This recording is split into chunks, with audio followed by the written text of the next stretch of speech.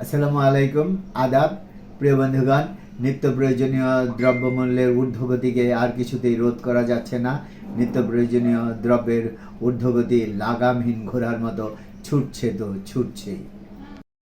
নিত্য প্রয়োজনীয় দ্রব্যমূল্যের ঊর্ধ্বগতির জন্য মধ্যবিত্ত, নিম্ন মধ্যবিত্ত এবং দরিদ্র শ্রেণীর মানুষের পিঠ দেয়ালে ঠেকে গেছে কয়েক বছর আগেই।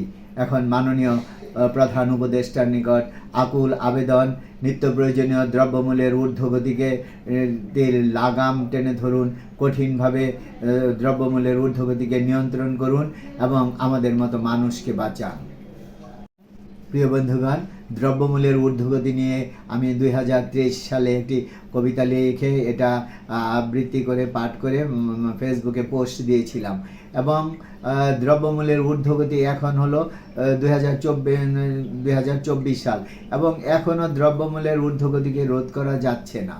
আমাদের দেশে এই এক বৎসরে আমাদের দেশে অনেক উথাল পাতাল ঘটনা ঘটেছে।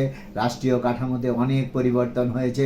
পদ্মা, মেঘনা, যমুনা, পুরাতন ব্রহ্মপুত্র, বুড়িগঙ্গায় অনেক জল প্রবাহিত হয়েছে, কিন্তু দ্রব্যমূল্যের ঊর্ধ্বগতিকে এখনও নিয়ন্ত্রণ করা সম্ভব হয় নাই। প্রিয় বন্ধুগণ, এখন আমি আমার 2023 সালের নভেম্বর মাসে লেখা সেই কবিতাটি আবার পাঠ করার চেষ্টা করছি। টাকার খনি, বলবে কি কেউ টাকার খনি কোথায় গেলে পাই? সংসার চালাতে এবার একটা টাকার খনি চাই। 1000 টাকায় নোটে ভরা গভীর এক কূপ, সেথায় এক ছালা নিয়ে দেব আমি ডুব। আসবো ফিরে ঘন্টা পরে নিয়ে টাকার বস্তা, তখন সব দ্রব্যের মূল্য মনে হবে সস্তা। থাকবে না আর তোমার আমার ঘরে কোনো অভাব, পড়বে না আর সংসারে দ্রব্যমূল্যের প্রভাব। ধন্যবাদ।